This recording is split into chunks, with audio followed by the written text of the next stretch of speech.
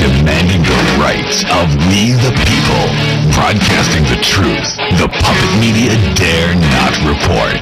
Long live liberty and death to the New World Order. Prepare yourself.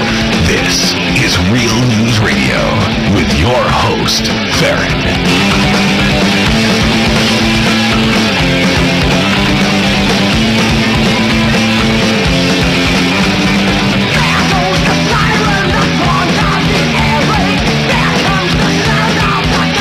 Hello and welcome today to the Real News Radio, your weekly broadcast with Farron and Brian, where we discuss current events, politics, and the failure of our government to represent we, the people. We've got a lot of news to cover today, and our guest will be Congresswoman Virginia Foxx, 5th District, joining us at the first break. We may take some phone calls from the listeners. If you'd like to call in and ask a question, we'll just see how much time she's got and get into it at that time. We've got a lot of news to cover, and I want to start with, in this first segment, that the African media this week, as you all know, Barack Obama toured practically the whole world, but a major Ghanaian news outlet has been caught in a revealing slip-up after it reported that President Barack Obama's recent visit to the African country was a return to his birthplace. Now, of course, we didn't see this covered in any of the mainstream puppet media.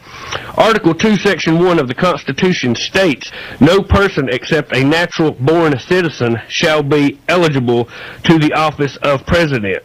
This invalidates the legitimacy of Barack Obama's presidency if, as a growing number of people believe, he was, in fact, Hawaii, as he claims.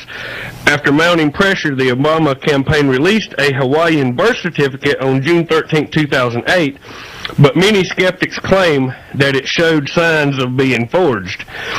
Contained in an otherwise relatively mundane account of Obama's recent visit to Ghana in the Daily Graphic news outlet is a sentence sure to raise eyebrows amongst people like journalist Jerome Corsi, who has been at the forefront of the Obama birth certificate scandal since well before the election.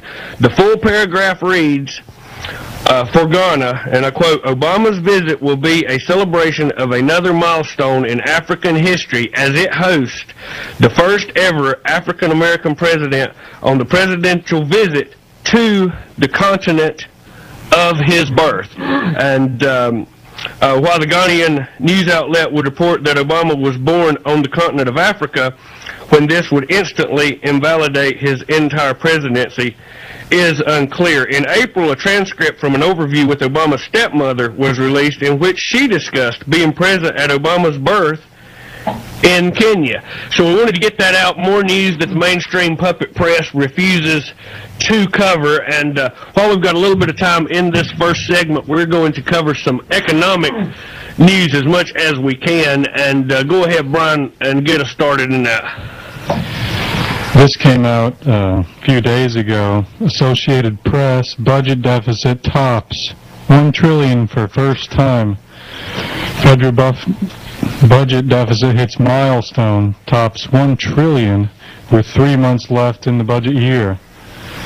9 months into the fiscal year, the federal deficit has topped $1 trillion for the first time. The imbalance is intensifying fears about higher interest rates and inflation, and already pressuring the value of the dollar. There's also concern about trying to reverse the deficit by reducing government spending or raising taxes. That's going to happen in the midst of a harsh recession. The Treasury Department said Monday that the deficit in June totaled $94.3 billion, pushing the total since the budget last year started in October to nearly $1.1 trillion. The deficit has been propelled by huge sum government has spent to combat the recession and financial crisis, combined with a sharp decline in tax revenues. Paying for wars in Iraq and Afghanistan is also a major factor. Well, it's just unbelievable that our country, hopelessly bankrupt, as we've stated several times, pushing $14 trillion last I checked. And here they have a $1 trillion yearly deficit. You know, when we had Paul Craig Roberts on, he said that it was unbelievable, unimaginable that we could ever come out of this gigantic, enormous, humongous deficit. And I mean, this is at 1.1 trillion now, and we still got 3 months left in the fiscal year, and it's who knows what next year will bring, and I'm sure it's going to be much worse. You know, I think the Obama administration admitted that it could go to $2 trillion this year in 1 year. An astronomical number. And this isn't the debt, folks. This is just a gap in what we have versus what we're spending. This is our paycheck versus what we're spending. This doesn't include all the prior debts that we already had. Oh, which is, like you're alluding to, just astronomical. Well, this goes right along with this. This very week, Biden, only way to avoid... This is the problem. These people have no accountability, obviously no common sense. If they were to run a household, the bank would have, I guess you would never make a payment on it, be foreclosed in the first 3 or 4 months. I'm going to read just a little bit of this. This is CNS News, Penny Star, July 17, 2009. Vice President Joe Biden told people attending an AARP town hall meeting that unless the Democrat-supported health care plan becomes law, the nation will go bankrupt. And the only way to avoid that fate is for the government to spend more money. And folks, look, I'm quoting Biden, AARP knows, and the people with me here today know, the president knows, and I know, that the status quo is simply not acceptable, Biden said. Yeah, I agree, the status quo is not acceptable, Biden, and you're part of the status quo. It's totally unacceptable, and it's completely unsustainable. Yes? Yeah, I'll agree with that. It's completely unsustainable. I mean,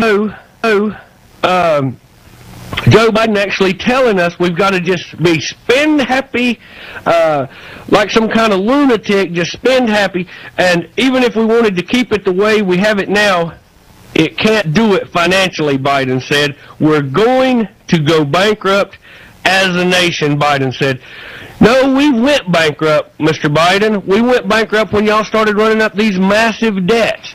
And the inmates have taken over the asylum, and the American people, as me and Brian have talked about, everyone seems to know something's wrong, drastically wrong. But they can't seem to put their finger on it. I'm going to put the finger on it for you. Our government is run by criminal, occult, elitist, fear-mongering criminals that should be run out of Washington, D.C. on a rail and replaced by someone with an ounce of common sense. Anybody.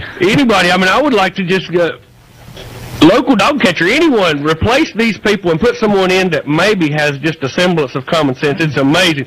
They don't tell you to save money, which is what your mind ought to tell you you should do. It's spend, spend, spend, spend, spend. Spend your way out of bankruptcy. This would be like, I'm going into foreclosure on my house, and I tell you, Farron, hey, I got 10 grand. You want it? Here, take it. I don't need it. Well, also in financial news this week, 1.5 million homes in foreclosure in 2009. This is CNN Money. A record 1.53 million properties were in the foreclosure process. Default notices, auction sale notices, and bank repossessions during the first 6 months of 2009. That is a 9% more than the previous 6 months and 15% more than the same period of 2008, according to a report released Thursday by Realty Track. There was a total of 1.91 million filings, resulting in 1 out of every 84 U.S. properties receiving at least 1 filing in the first half of this year. Banks repossessed 386,800 properties. Brian, we're nearing the end of the recession. That's what the TV keeps telling us. The end of the recession must be near. Only 1.53 million properties are in the foreclosure process. Yeah, that's nothing to worry about, or the soaring unemployment rate. That's how recessions end, when unemployment skyrockets. Bob Chapman is going to be our guest in 2 weeks. He told us we were going to be seeing the ghost malls, houses for sale everywhere, houses in foreclosure. He was saying this, years ago. But it is coming to fruition, and the stimulus of Barack Obama was a complete failure. It started under George W. Bush. The economic collapse was by design, and this thing is happening exactly as they planned. They're taking us where they want us to go so that they can consolidate financial powers and march us into a one-world government. The money that they allocated for this was given to